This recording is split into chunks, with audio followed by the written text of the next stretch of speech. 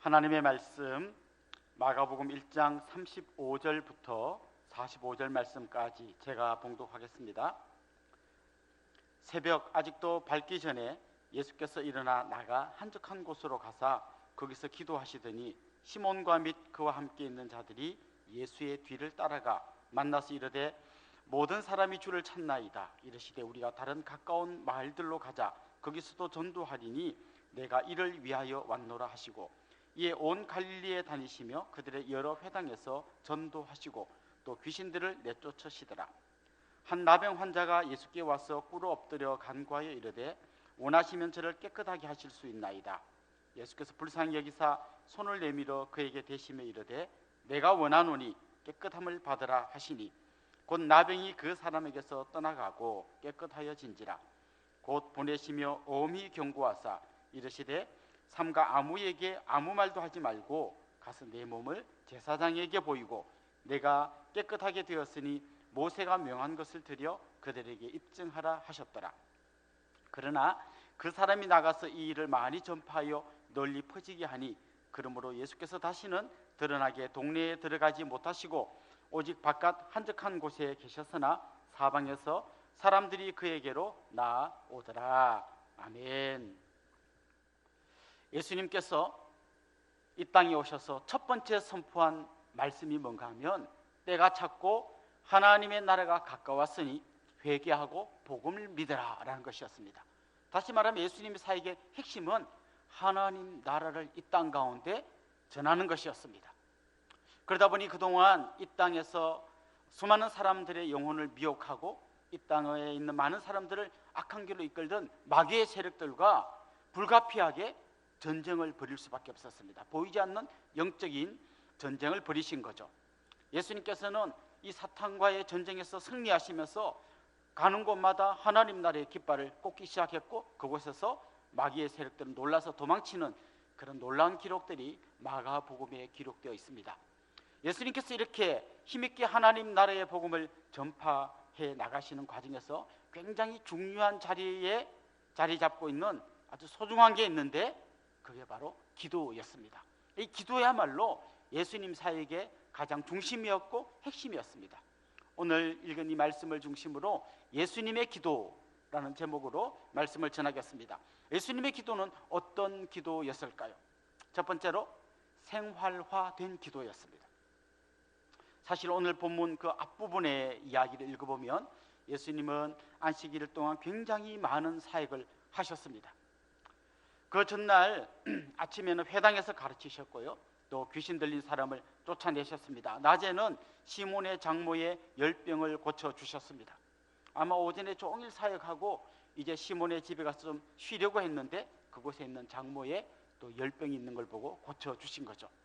해질 무렵 되니까 각종 병든 사람들이 몰려왔습니다. 귀신 들린 사람들이 왔습니다. 그들의 병을 고쳐주시고 귀신을 내쫓으셨습니다. 굉장히 힘들고 어려운 사역을 감당하신 거죠. 그런데 오늘 읽은 1장 35절 말씀에 보면 이렇게 기록되어져 있습니다.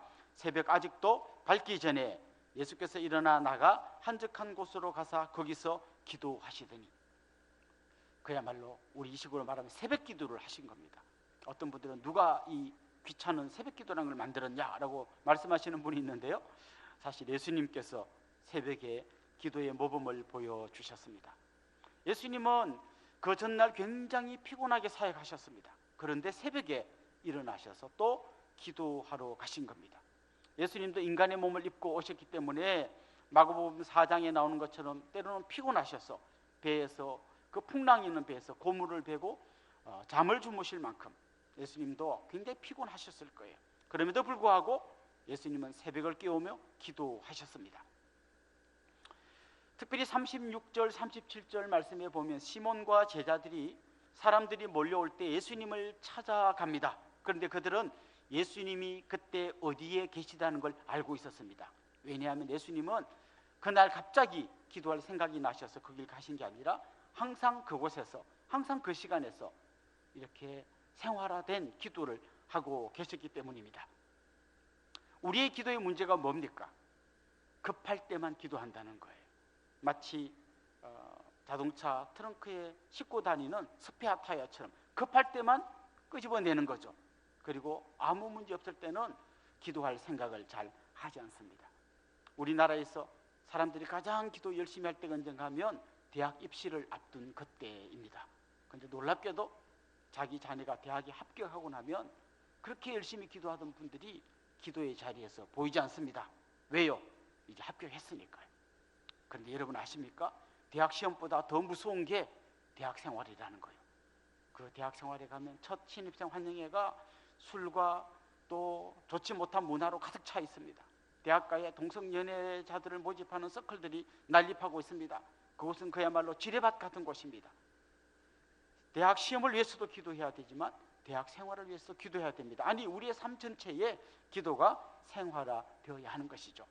만일 어떤 연인 사이에 평소에는 연락도 않고 조용히 있다가 급할 때만 전화해가지고 야, 나 돈 필요한데 돈 좀 구해줘. 돈 구해줬더니 그때부터는 또 연락 다 끊어집니다. 그럼 문제 있는 거 아닐까요? 하나님과 우리 사이도 마찬가지입니다. 기도가 우리 삶에서 생활화되어야 한다는 것이죠. 기도는 단지 내 필요한 걸 요청하는 게 아니라 하나님과 깊이 교제하는 것입니다. 여러분 가정에서 기도가 회복되어야 합니다. 여러분 또 기도할 시간이 없는 분은 직장에 조금 일찍 나가셔서 그곳에서 기도하십시오. 한 달에 한 번 과격하게 운동하는 것보다 매일 꾸준히 운동하는 게 더 효과가 있는 것처럼 여러분의 기도가 여러분의 삶에서 완전히 생활화될 수 있기를 간절히 소망합니다. 두 번째로 예수님의 기도의 특징은 우선순위를 결정케 하는 기도였다는 것입니다. 깊은 교제가 있는 사람, 정말 서로 굉장히 친한 사람들끼리는요 길게 말하지 않아도 말이 통합니다. 뭐 부부 사이는 이렇게 말하면 되죠. 여보, 그것 좀 갖다 줘봐. 그거라고 하면 다 알아듣습니다. 이미 그게 뭔지를 충분히 알고 있는 거죠. 그런데 내가 좀 멀리 있는 사람에게 그걸 갖다 달라고 이야기하려면 굉장히 복잡합니다. 우리 집에 가셨어요. 현관번호, 비밀번호 몇 번 누르시고요. 또 우리 집 대문 비밀번호 몇 번 누르시고요. 들어가면 왼쪽에 들어가면 첫 번째 방이 있거든요. 거기서 서랍을 열면 그 위에 봉투가 있는데요. 그 봉투를 좀 갖다 주세요. 굉장히 말을 길게 해야 되는 거죠. 그런데 가까워질수록 말을 조금 해도 다 알아듣습니다. 눈빛만 봐도 뭘 원하는지 알게 되는 거죠. 우리가 기도의 자리에 나가서 하나님과 깊은 교제를 하다 보면 하나님의 뜻이 어디에 있는지를 금방 깨닫게 됩니다. 오늘 본문에 보면 제자들이 예수님을 찾아와서 이렇게 말합니다. 예수님, 모든 사람이 주를 찾습니다. 굉장히 많은 사람이 몰려드는 거예요. 막 예수님의 인기가 정말 폭발적인 것이죠. 여러분 정치하시는 분들은요 이렇게 막 사람들이 몰려들면 흥분하게 됩니다. 옛날에 막 그 YS DJ가 예도 광장에 100만 명을 모아놓고 연설하던 장면을 기억해 보십시오. 얼마나 가슴 벅찼겠습니까? 예수님의 인기가 막 폭발적으로 올라가고 막 사람들이 예수 예수 그러면서 몰려듭니다. 예수님, 이 아침부터 새벽 일찍부터 사람들이 예수님을 찾습니다. 그때 예수님 막 흥분하면서 달려가지 않으셨습니다. 예수님은 그들의 말에 아무 반응이 없으셨습니다. 대신 이렇게 말씀하셨습니다. 우리가 다른 가까운 마을들로 가자. 거기서도 전도하리니 내가 이를 위하여 왔노라. 예수님이 오신 목적이 그렇게 사람들에게 인기를 끌고 박수 받는 그게 아니라는 거죠. 내가 이를 위하여 왔노라. 예수님이 오신 목적에 따라 예수님은 그들의 환호에 응답하지 않으시고 자기가 해야 될 우선순위를 따라 자기 길을 가신 겁니다. 우리가 방금 읽었던 이 기도하신 장면 바로 뒤에 나오는 말씀이 뭔가 하면 나병 환자를 깨끗게 하신 거예요. 예수님은 수많은 관중들의 환호성을 뒤로하고 한 사람의 나병 환자를 찾아가셨습니다. 예수님이 오신 목적이 그들의 환호성에 응답하는 것이 아니라 버림받고 소외되고 마귀의 쇠사슬에 묶여서 신음하고 있는 그 한 영혼 한 영혼에게 하나님 나라를 전하는 것이었기 때문에 예수님은 그 기도 속에서 자기가 어떻게 선택해야 되는지를 분명히 깨달았기 때문에 그 한 명, 예수님의 사역에 1도 도움이 되지 않을 것 같은 그 한 명을 찾아 나섰던 것입니다. 긴급한 일 대신에 중요한 일을 찾아 나갔던 것이죠. 저는 여러분들이 기도하는 가운데 오늘 하루 여러분이 어떻게 살아야 할지, 어떤 일에 여러분이 우선순위를 둬야 할지 분명히 깨달아 아는 그런 귀한 역사가 있기를 소망합니다. 세 번째 예수님 기도의 특징은 사역의 심장 역할을 하는 기도였다는 것입니다. 많은 분들이요 사역하다가 지칩니다. 저 지쳤습니다. 너무 힘듭니다. 상처받았습니다. 이런 이야기를 하는 분들이 많이 있습니다. 사실 진짜 사역하다 보면 힘든 일이 많아요. 정말 지치게 하고 상처되는 일들이 많이 있습니다. 그런데요, 내 안에 정말 하나님과 기도하면서 마치 배터리가 충전되듯이 은혜가 충만하면 웬만큼 힘들고 또 웬만큼 상처 주는 것도 그때는 이겨낼 수 있습니다. 그런데 내가 방전이 돼가지고 배터리가 거의 이제 바닥에 나 있으면 작은 상처에도, 작은 말 한마디에도 지치고 상처받게 되는 것이죠. 예수님께서 그렇게 많은 일을 하면서도 지치지 않고 달려갈 수 있었던 것은 기도하셨기 때문입니다. 기도하면서 힘을 얻었기 때문인 것이죠. 가끔씩 자동차의 헤드라이트를 그대로 켜둔 채로 시동 끄고 왔다가 새벽에 나가보면 방전되어 있는 경우가 있죠. 시동이 안 걸립니다. 우리 상태가 그럴 수 있다는 것입니다. 하나님과 나 사이에 충전장치가 고장나지 않게 해야 합니다. 예수님의 사역을 가만히 보십시오. 예수님은 세례 받을 때 기도하셨습니다. 12제자를 뽑기 전에 기도하셨습니다. 오병이어의 기적을 행할 때 기도하셨습니다. 수고하고 무거운 짐진 자들아 다 내게로 오라, 그때도 기도하시고 말씀하신 겁니다. 주님 기도를 가르쳐 주실 그때도 기도하셨습니다. 나사로의 무덤 앞에서도 기도하셨습니다. 성만찬 때도 기도하셨습니다. 겟세마네 동산에서도 기도하셨습니다. 심지어 마지막 십자가 위에서도 기도하셨습니다.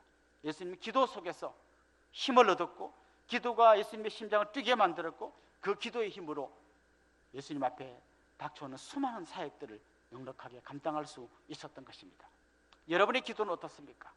혹시 하루 3번 식사 기도가 여러분 기도의 전부가 되고 있지는 않습니까? 기도를 회복합시다. 그래서 정말 하나님이 주신 힘으로 우선순위를 발견하고 하나님 주신 능력으로 힘있게 사역하여 예수님처럼 우리 주위에 있는 수많은 악한 마귀의 세력들을 누르고 하나님 나라의 깃발을 꽂는 일에 동참할 수 있는 귀하고 복된 성도님들이 될 수 있기를 주님의 이름으로 축원합니다. 기도드리겠습니다.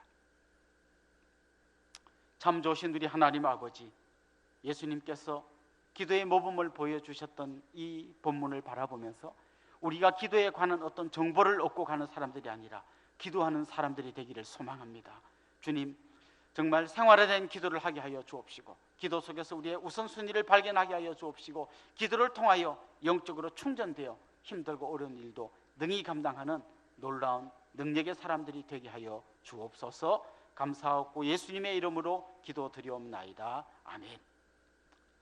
여러분, 이렇게 같이 말씀을 들었다면 또 들은 말씀을 가지고 이어지는 큐티 같이 한번 해보시고, 이제 오늘부터 시작되는, 어제부터 시작된 성경 읽기 시편 통도 같이 또 한번 참여해 보시는 그런 귀한 한 달이 되기를 소망합니다. 감사합니다.